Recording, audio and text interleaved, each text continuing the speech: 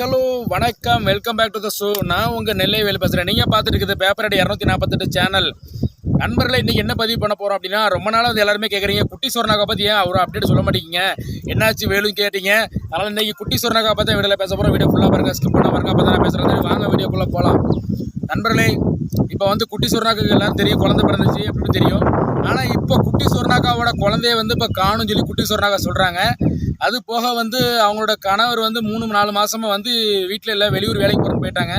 அதுக்கப்புறம் வந்து பார்த்தீங்கன்னா குட்டி சொர்ணாக்கா குழந்தைய சொல்லிட்டு இருக்கும்போது குட்டி சொர்ணாக்கா கூட வேற ஒருத்தர் கூட தொடர்பாகி இப்போ அது கூட காதல்னு சொல்லியிருக்காங்க. காதலாகி இப்போ அவங்க கூட வீட்டை விட்டு வெளியே போய் அவரு தனியாக கலைச்சி விட்டு போயிட்டாரு. கடைசியாக ஒரு கட்டத்தில் இப்போ குட்டி சொர்ணாக்காவோட வீட்டுக்காரர் வீட்டுக்கு வந்து இப்போ குழந்தைய எங்கம்மான்னு சொல்லி கேட்கும்போது குட்டி சொர்ணாக்கா வந்து எப்படி திருன்னு முடிக்காங்க. அது போக குட்டி சொர்ணாக்கா வந்து இப்போ மாசமாக இருக்காங்க. குட்டி சொர்ணாக்கா வந்து ப்ரெக்னெண்ட்டாக இருக்காங்க. இப்போ கணவர் வந்து குழந்தைய கேட்கும்போது இப்போ திருன்னு குட்டி சொர்ணாக்கா முழிக்குது. லவ் பண்ணவனு விட்டுட்டு போயிட்டாரு. அதனால் என்ன சொல்கிறேன் அப்படின்னா நண்பர்களே, அதாவது 2 பேருக்குள்ளே என்ன நடக்க போகுது.